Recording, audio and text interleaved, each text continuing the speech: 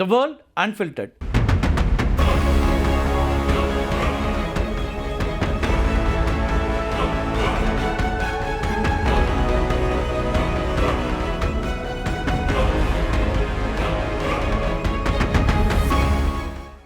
Iran மற்றும் America இடையிலான மோதலில் ஒரு முக்கியமான திருப்பம் ஏற்பட்டிருக்கிறது. ஈரானுடைய புதிய உச்ச தலைவரான முஜ்தபா கமேனி அமெரிக்காவோட அமைதி பேச்சுவார்த்தை நடத்த ஒப்புதல் அளித்திருக்கிறார் அப்படிங்கிற செய்தி தான் இப்போ முக்கியமாக வந்திருக்கிறது. அமெரிக்கா ஈரான் இடையிலான பேச்சுவார்த்தை, ஈரானுடைய புதிய தேசிய பாதுகாப்பு தலைவர் ஆகியவை குறித்து இந்த வீடியோவில் நம்ம விரிவாக பார்க்கலாம். அமெரிக்க அதிபர் டொனால்ட் ட்ரம்ப் அறிவித்த 5 நாட்கள் எனர்ஜி ட்ரூஸுடைய எதிரொலியாக பேச்சுவார்த்தைக்கு முஜ்தபா கமேனி ஒப்புக்கொண்டிருக்கிறதா கூறப்படுது. ட்ரம்ப் அறிவித்த இந்த 5 நாட்களில் ஈரானுடைய மின் உற்பத்தி நிலையங்கள், எண்ணெய் சுத்திகரிப்பு நிலையங்கள், அது மட்டும் இல்லாமல் எரிசக்தி கட்டமைப்புகள் மீது அமெரிக்கா எந்த தாக்குதலையும் நடத்தாது அப்படின்னு டொனால்ட் ட்ரம்ப் உறுதியளிச்சிருக்காரு. தற்போதைய நிலையில் ஈரானுடைய மின்சாரம் மற்றும் எரிசக்தி கட்டமைப்பு கடுமையாக பாதிக்கப்பட்டிருக்கு. இதை சரி செய்யறதுக்கும் மக்களுடைய கொந்தளிப்பை தவிர்க்கவும் ஈரான் இறங்கி வந்திருப்பதாக செய்திகள் வந்து கொண்டிருக்கின்றன. பாகிஸ்தான் தலைநகர் இஸ்லாமாபாத்தில் இரு நாடுகளுடைய பிரதிநிதிகளும் சந்தித்து பேசியதாகவும் அதனுடைய தொடர்ச்சியாகவே முஜ்தபா பேச்சுவார்த்தைக்கு ஒப்புக்கொண்டதாகவும் சொல்லப்படுது. தற்போதைய சூழலில் அமெரிக்கா தன்னுடைய நீண்டகால நட்பு நாடான இஸ்ரேலை ஒரு விதத்தில் ஓரங்கட்டிட்டு ஈரானோட நேரடி பேச்சுவார்த்தையில் இறங்கியிருப்பது போல தான் தெரிகிறது. இதெல்லாமே இப்போ நம்ம இன்னும் உறுதிப்படுத்தணும்.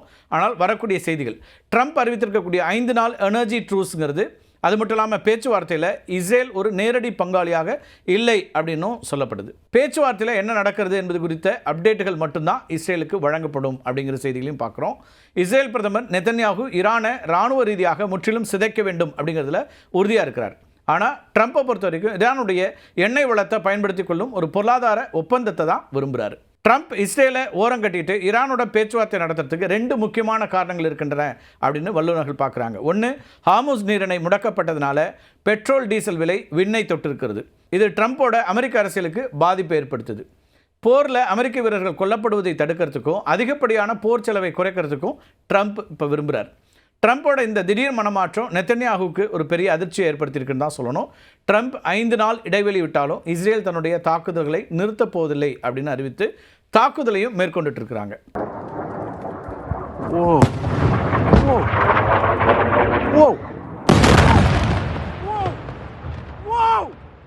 நெதன்யாகு ட்ரம்ப்போட தொலைபேசியில் பேசிய போது இஸ்ரேலுடைய பாதுகாப்பு நலன்களை காக்கக்கூடிய ஒரு ஒப்பந்தத்தை மட்டுமே நாங்கள் ஏற்போம் அப்படின்னு கராராக தெரிவித்து விட்டதா தகவல்கள் வரக்கூடியதை பார்க்குறோம்.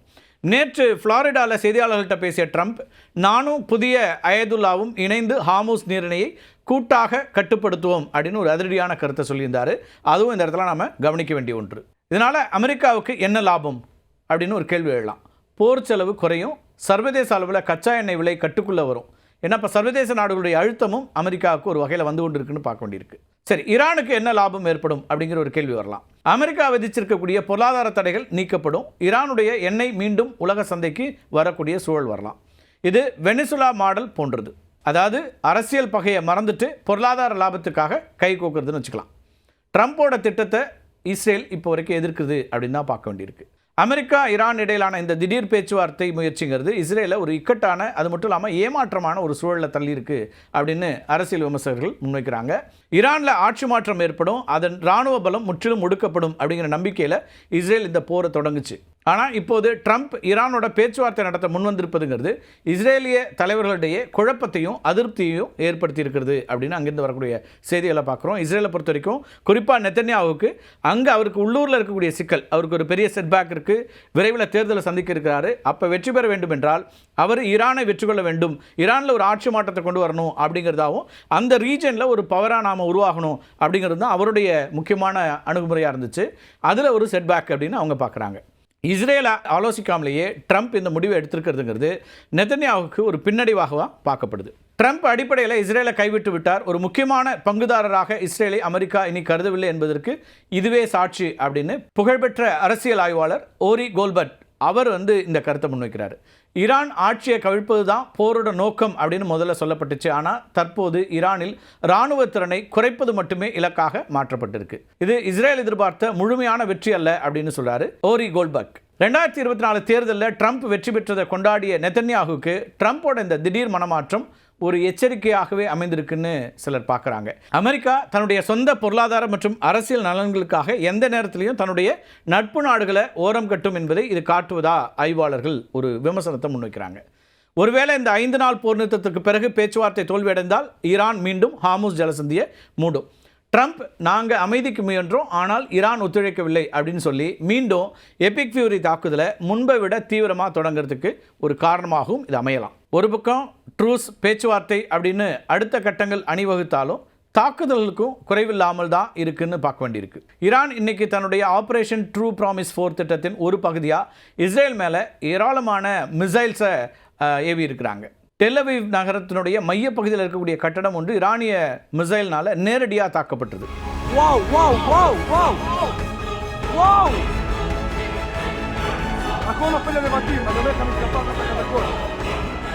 சுமார் 100 கிலோ வெடிபொருட்களை கொண்ட இந்த ஏவுகணை தாக்குதலில் 6 பேர் பலத்த காயமடைந்ததாகவும் தெரிவிக்கப்பட்டிருக்கு. பல கட்டடங்கள் மற்றும் வாகனங்கள் கடுமையாக சேதமடைஞ்சிருக்கின்றன.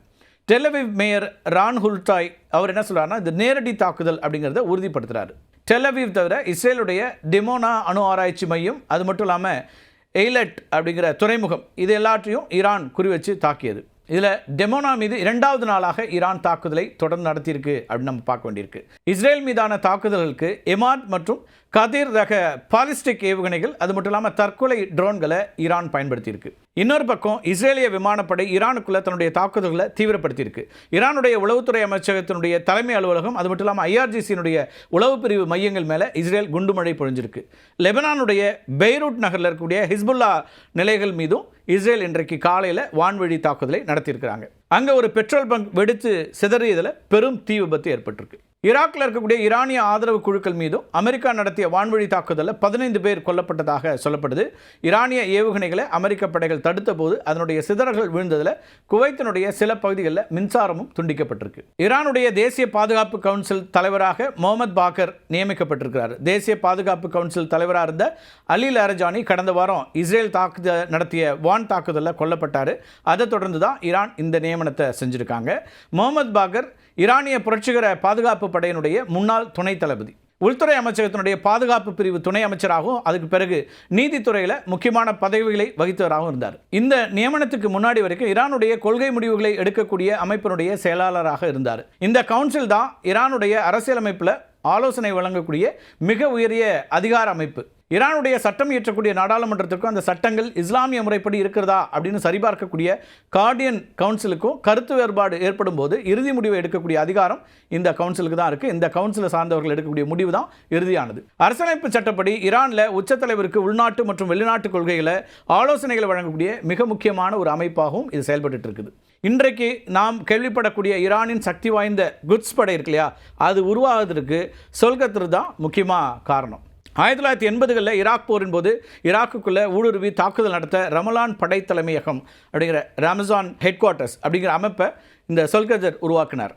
இதுவே பின்னால் குட்ஸ் படையாக பரிணமிச்சது. 1990களுடைய இறுதியில் ஈரானுடைய சீர்திருத்தவாதிகள் தலை தூக்கிய போது அவங்கள ஒடுக்கிறதுக்கு இவர் கையாண்ட முறைகள் மிகவும் கடுமையானவை. ஈரானுடைய அணு ஆயுத திட்டம், ஏவுகணை வளர்ச்சி, அது மட்டும் இல்லாமல் உள்நாட்டு ஒடுக்குமுறைகளில் நேரடியாக தொடர்பு கொண்டிருந்ததுனால உலகின் முக்கிய நாடுகள் மற்றும் அமைப்புகள் இவர் மீது கடுமையான தடைகளை விதித்திருக்கின்றன. மார்ச் 24, 2007 ஆண்டில் சரியாக 19 ஆண்டுகளுக்கு முன்னாடி ஈரானுடைய அணு ஆயுத மற்றும் ஏவுகணை திட்டங்களில் தொடர்புடைய முக்கிய நபராக சொல்கதரை ஐநா அடையாளம் கண்டுச்சு. இதனால் அவருடைய வெளிநாட்டு வங்கி சொத்துக்கள் அனைத்துமே முடக்கப்பட்டன. வெளிநாடுகளுக்கு செல்றதுக்கு தடை விதிக்கப்பட்டது. ஈரானுடைய அணு ஆயுத பரவலுக்கு ஆதரவாக செயல்பட்டதற்காக இவர் மீது ஐரோப்பிய ஒன்றியம் தடையை விதிச்சது. இதனால் ஐரோப்பிய ஒன்றிய நாடுகளுக்குள்ளே இவர் நுழைய முடியாது.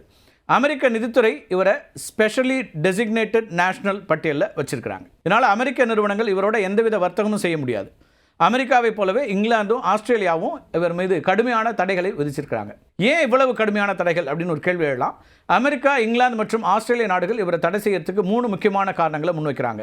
ஈரானுடைய கண்டம் விட்டு கண்டம் பாயக்கூடிய ஏவுகணை திட்டத்தினுடைய மூளையாக செயல்பட்டது. 1999 மற்றும் 2009 ஆண்டுகளில் ஈரானில் நடந்த போராட்டங்களை இராணுவத்தை கொண்டு ஒடுக்கியதில் இவருக்கு பெரும் பங்கு உண்டு. குட்ஸ் படையை உருவாக்கியதன் மூலமாக மத்திய கிழக்கில் இருக்கக்கூடிய ஆயுத குழுக்களுக்கு ஆயுதங்கள் வழங்கியதாகவும் அவர் மேலே குற்றச்சாட்டுகள் இருக்குது. ட்ரம்ப் 5 நாள் போர் நிறுத்தம் அறிவிச்சிருக்கக்கூடிய நிலையில் ஒரு இராணுவ தளபதியை பாதுகாப்பு கவுன்சில் தலைவராகி இருப்பதுங்கிறது மிகவும் முக்கியத்துவம் வாய்ந்ததாக பார்க்கப்படுகிறது.